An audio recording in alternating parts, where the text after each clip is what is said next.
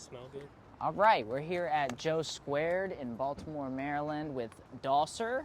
Quickly introduce yourself by name and role in the band. My name's Eric, and I play bass. Max, drums. Hi, I'm Brett. I play guitar.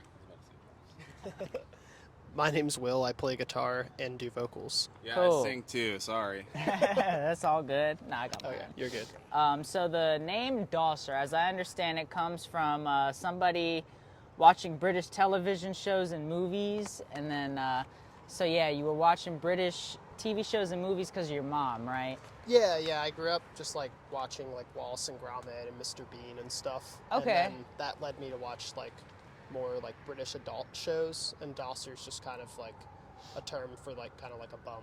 So Yeah. I had like, I do research and whatnot, and I looked up Dawser, and it came across as like a, lazy person and whatnot. I was like, okay, that's cool. And then I found the previous articles and stuff like that, and I found out about the British TV shows. What are like some of the more adult TV shows that you would watch, or movies? Yeah, it definitely gets used in Skins. Okay. And then there's, if you like fighting, there's a boxer named Tyson Fury Yeah, who uses yeah. the insult a lot too. So yeah, that's probably like the top two of them. Yeah. Yeah, I would probably bust out laughing if someone tried to call me a Dawser to my face. I wouldn't have known what. endearment now. Yeah. Yeah. So like, what other British like kind of TV shows stuff? Was that pretty much it, or?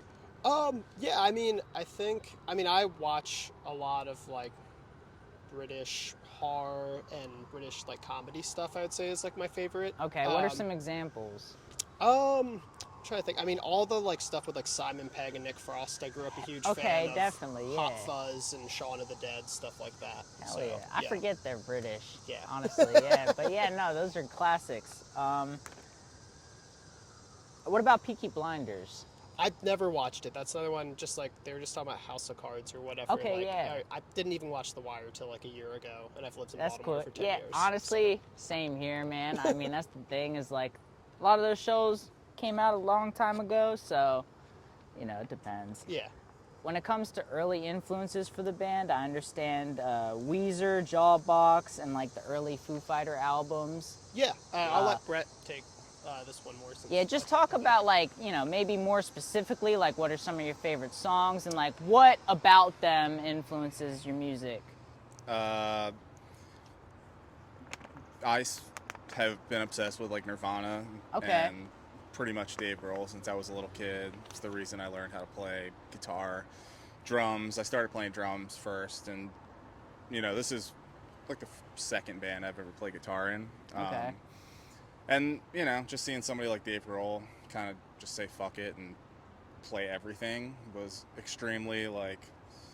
I was like a super hyper kid, so for me it was like, oh fuck yeah, I'm just gonna do everything, and seemed fun, so I went for it.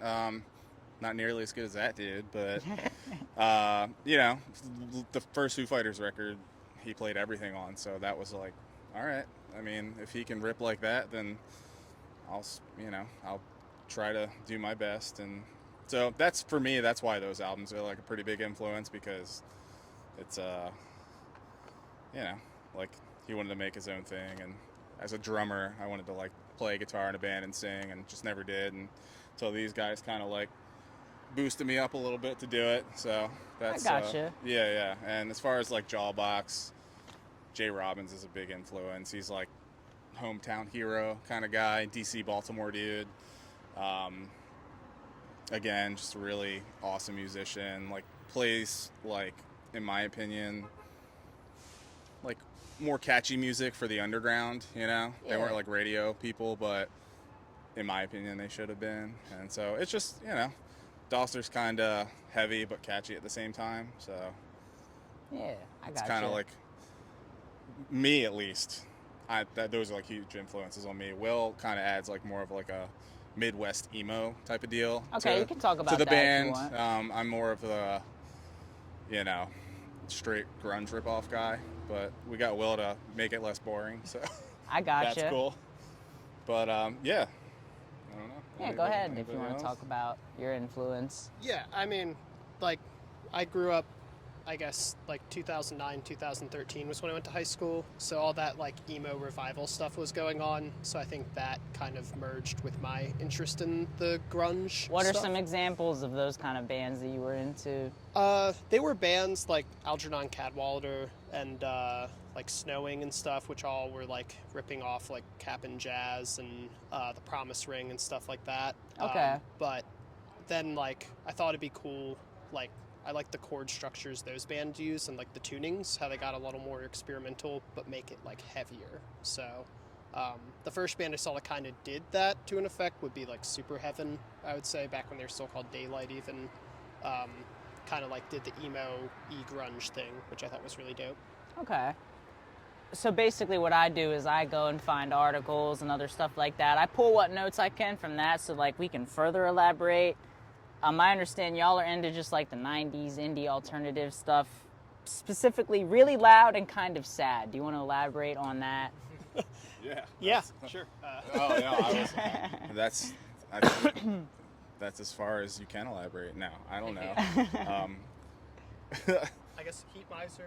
Yeah, I mean, Yeah, so like Sparkle Horse, Yeah, Hum, Failure. that Kind of kinda talk about stuff, these yeah. bands, you know, for So- people who don't know.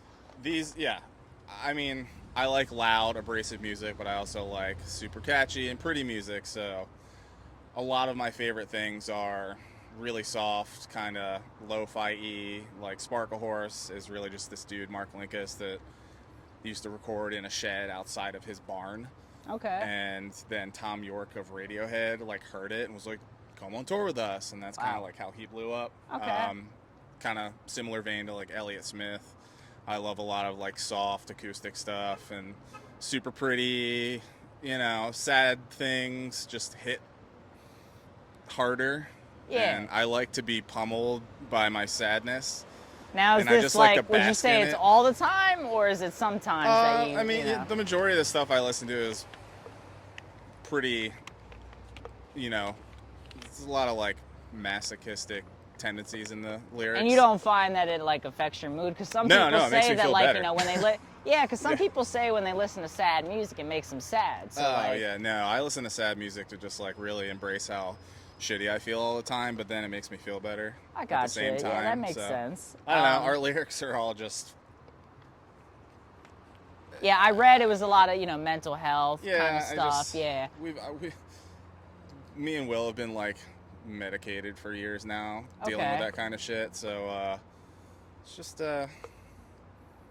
it's an easy way to fucking get your feelings out. I know that's cheesy as shit, but I mean, it's, No, I get that. I'm yeah. not. I don't write a diary. Never have. So like, you know, best I can do is write, you know, 4 lines of lyrics and yell them in a song, and you know, makes me feel a little bit better. Hopefully, it makes other people feel better. Yeah, definitely. That makes sense. The last influences I have, and these are y'all's modern influences, and if I'm missing any, y'all can definitely feel Sure. free to fill in. Big Bite, Slow Pulp, and Damn. Webbed Wing. You did some serious homework, my man. Yeah, Yeah, you know. yeah. Here, you want? We have a standard here. Max actually introduced me to Slow Pulp and Big Bite, and Big Bite is actually the sole reason that I wanted to incorporate the whammy bar in our music. Okay. Sorry, that's a weird. Yeah, that's a whammy bar. Yeah, I think I found Big Bite randomly on YouTube or something. Okay. I just thought they were doing something cool. They were kind of doing something 90s. I thought the whammy bar was cool. They have a different take on it, though. It's not like shoegaze music. We all love it, obviously, but it can get very boring and repetitive. Right. And if you like shoegaze, look up Big Bite because it's just like on another plane. It's catchy, it's riff rock, but they use the whammy bar in a way that no other band does it. Yeah, pretty much. I just like them. I think they sound cool.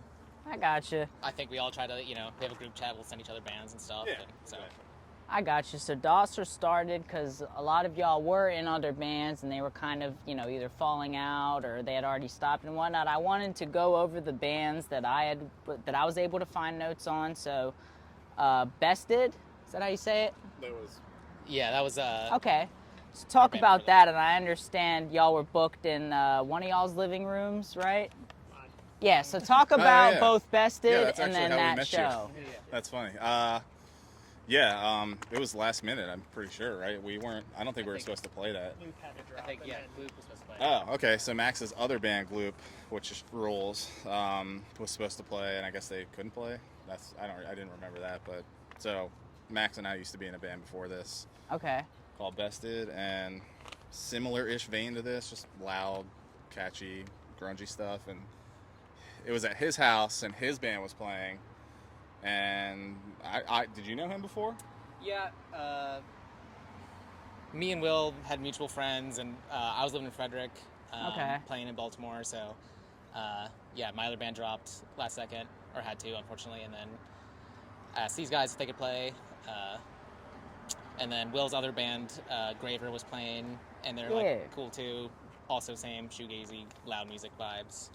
So What it's kind kind- of just. I'm sorry, what? No, you're good. Keep going. Yeah, it's just like, hey, we all are hanging out, like in the same music. Let's do something. Yeah, what kind of discography is out for these older bands? I have Graver, I have Bested, I also have When Skies Are Gray and Levelist. You could just talk about like what's out, because I like to mention this for people who, you know, weren't around then. You know, they can go back and look stuff up and everything. Yeah, two of those bands I was in called When Skies Are Gray and Leveless, and When Skies Are Gray I think is on Spotify, and Leveless is on Bandcamp, Cool. and it's very different music from Dosser, but How so? it's just it's They're way the more outlier. aggressive, Okay. and screamy kind of stuff. Got So you. yeah, Okay, cool. and that's like around when I was in that band. That's kind of when I met Will, and just from playing shows or him coming to shows or booking his band or him booking other bands and stuff. So Gotcha. yeah, Spotify and Bandcamp. Okay, cool.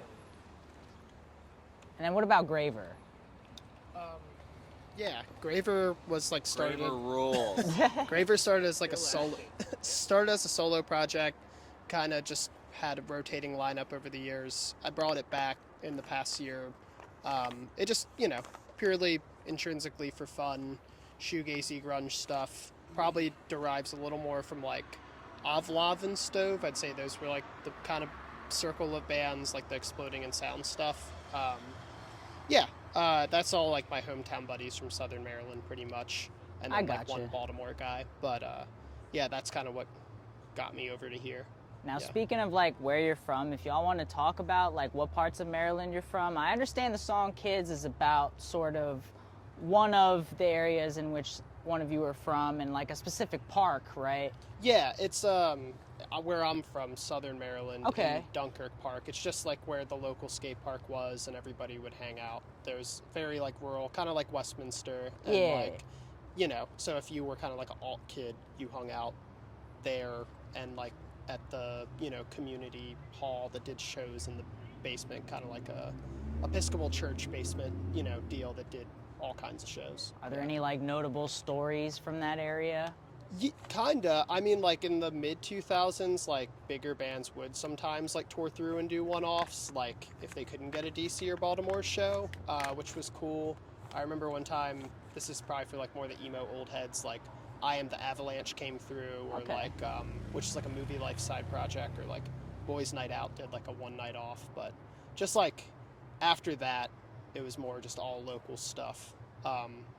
But I grew up with people there, like Pierce Jordan, who fronts Soul Glow. I went to high school and middle school with, and TJ Stromer from Knife Play. So it was a cool gotcha. place. There were still people, you know, doing it themselves, doing shows in their parents' garages and basements, and getting started early. And yeah, Yeah, so like what I understand about it was like Dunkirk Park, right? Something Yeah. like that. Is there? I understand a lot of like fun activity went on there. I meant more or less like, is there any stories related to that place? oh yeah. I mean, it was like for a while before it got dumb, and you know, kids got in fights and stuff, and cops got called. Like it was just a lot of kids gone wild. So I yeah, gotcha. just like underage drinking and just pranking. It was the Jackass era, so Okay. just kids kind of being wild and having fun. Yeah. So we'll quickly talk about the Brain Scan LP. I understand that the name Brain Scan comes from the horror film in the 90s starring Edward Furlong, right? Yeah. Okay. Yeah. Sorry you have to hear me talk so much. No, you're good. Yeah, it's just a movie I really liked, and I thought it was cool that it was about someone's mind being like controlled subconsciously through like a virtual reality video game. Yeah. And I just thought it sounded cool. Like it was like, it didn't really exactly relate to the subject matter of the songs, but I just thought it, I don't know. Was Yeah, so this is like the description I pulled from what I read. It's a horror film based on a virtual reality video game in which the main character subconsciously kills his neighbors but doesn't realize that it's actually happened in real life. So I'm curious, like with, AI technology and, virtual reality and everything, like it's only getting crazier and more realistic. Do you think that like something similar to this is, likely to happen in the future? I don't. I mean, yes and no. I just don't know how soon. But like, I do sometimes. I'm like, whoa. Just in the 28 years I've existed as a human, it is pretty wild how far it's progressed. So hey, I mean, if it happens, I watched iRobot. I hope Will Smith taught me something. I was also going to ask, like, do you think that the movie is less far-fetched now than it was when it was made and everything like that? Well, weirdly enough, like, I feel like now, like, you have, like, the Oculus and stuff, which is even more advanced, so Right. the graphics and, like, special effects are pretty laughable. So I'd say it'd be almost, like, more realistic now than then, because it was so archaic. I got you. So the entire demo, like you demoed the entire album with a childhood friend Joey, right? In the basement and bedroom. Yeah. Also, he accidentally deleted the drum tracks after too many bong hits. Please elaborate on this whole story. I read that and I was like, definitely got to talk about this. So I want the full story here or whatever. I'll let Brett talk, because I've talked for a bit. He tells it the best. Dude, I don't know, man. Will was like, hey man, my friend Joey's got a sick setup in our basement. We should go demo Brain Scan there. I was like, yeah, sounds sick. And then we get down there and there's like 18 12-foot bongs just fucking all over the place. No, I'm kidding. It's not that many. But yeah, there's just like, Joey likes to fucking smoke weed, which is fine. But Max gets through all his drum takes, dude. And it's hot as shit in there and we're all sweaty and we're like eager to get it done. And then he just like is fucking off at the computer for like too long. And then he just turns it around and fucking deleted all the drum tracks. Was it funny at the time? Was it a It little was half stressful? funny and half. It was a little funny to us. Max looked like visibly pissed. Yeah. But I was like bringing myself up the stairs. Yeah. I was like, so we had to turn back around and no, it's cool. It's hilarious now. It's a fond memory for sure. But I gotcha. Any similar memories? Has that happened since or anything no, similar? we joke about it every time we record though. Now and It's a like, lesson learned, Yeah. I guess. If anything, it's it's made us more cautious in future recording endeavors. However, that was just our friend. Since then, we've recorded with like reputable dudes that do it for a living. So Yeah. they have things called, like backup hard drives and Yeah. such. So I don't think we have to worry about it. Yeah, definitely. So I wanted to talk about in a dream, I started taking control. Is there any actual crazy dream experiences? No, not really. It's just my way of saying I wish I wasn't such a pushover. So a little bit more metaphorical. Yeah, for sure. I Yeah. got you, because some people be having really crazy, with I the wish I sleep had cool paralysis. dreams that I could. It's funny. I actually, I'm pretty sure I don't have sleep paralysis, but I'm pretty sure I have sleep apnea. Okay. I got diagnosed with this heart thing. Whatever, it's fine. But my girlfriend is constantly telling me that I just completely stop breathing in the middle of the night when I'm sleeping. Oh, yeah, and that's she not thinks good. that I'm gonna die and then come back as a zombie or something. And Woo! so maybe that'll happen, and maybe I will write a cool song about that at some point. I got you. Y'all signed with Really Rad Records in 2020, right? Yes, we did. Okay. Do you want to talk about what they're like and everything like that? What they're all about? What you've done with them? Yeah, let's pass her on down. or Eric, did you want? Yeah, I guess they found us, and they were just like, "Hey, we really like your sound." That's it. No, they've been really helpful. They really helped us with this album and little brain scan. Where are they based at? They're based, I believe, in Washington State. Okay. No, Oregon. Oregon. Dang, sorry. Gotcha. And yeah, I think since it's been a couple years now, and we've seen some other bands on the East Coast sign with them too, which is cool. Yeah. Gotcha. And I believe now we'll get into Violent Picture, Violent Sound. It was recorded by John Markson, right? Yes. At Animal Farm in New Jersey. Were y'all there in New Jersey for that and everything, I presume? Yes. And he was most known for working with Drug Church and everything. Do you just want to talk Yes. about working with him, who he is, all that sort of stuff? Yeah, here. I met John when he was playing in a band called Taking Meds, and basically he approached me when I was in another band called Mess and said that he just really liked the, kind of like sonic assault of like how loud we were, and he was like, I just really love recording bands like you all, and we didn't get a chance to do that with him because that band broke up. But when I got to this band, I was like, this would be the perfect one to record with John. And then he had already done the Cheer record with Drug Church. And I just thought it was cool how someone could make a record so heavy, but also so catchy and melodic, everything cuts through. So yeah, I was just unbelievably stoked to work with him. Hell yeah. I saw something in the article and also like through Instagram and stuff. I seen it in pictures. Y'all focus spending money on cool Adidas gear and shit like that. Talk about the significance of the Adidas and where that comes from. I'm gonna say it came from me being obnoxious about it. Okay. I was and still am obsessed with new metal.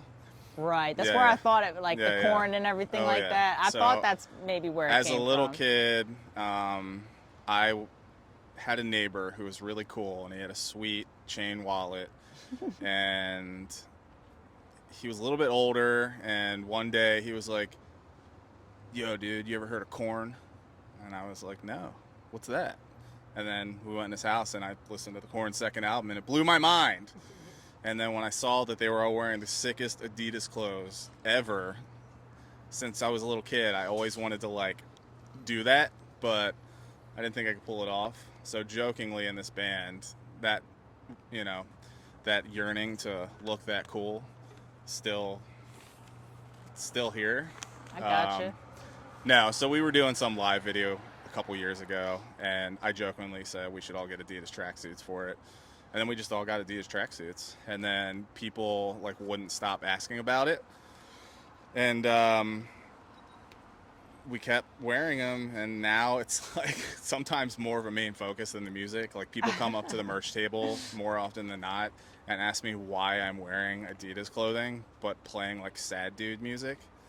So I like is kinda funny, Yeah, I yeah. like the juxtaposition. I like confusing people. Somebody said something. Who do we open? What was the band that we opened for at Metro not too long ago? Liars Academy in Fairweather. We opened for Liars Academy in Fairweather at Metro Gallery right behind us a couple months ago. And some guy posted after the show saying, yeah, so this band comes up on stage wearing camo Adidas gear, flat brim hats, sportswear, Orioles clothes. And I had little hope that I would in any way like this at all.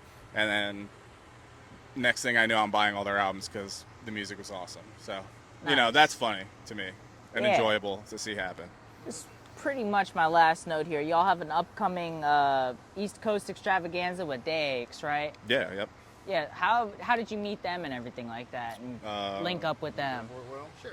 Eric, you want to rock some info? Yeah, I mean, they kind of just got thrown on a bill with us a few years ago with this other cool band, Super Bloom, and this other band, Rememberables from DC. Okay. And we played a show at Slash Run, just got along really well, kind of had similar sounds.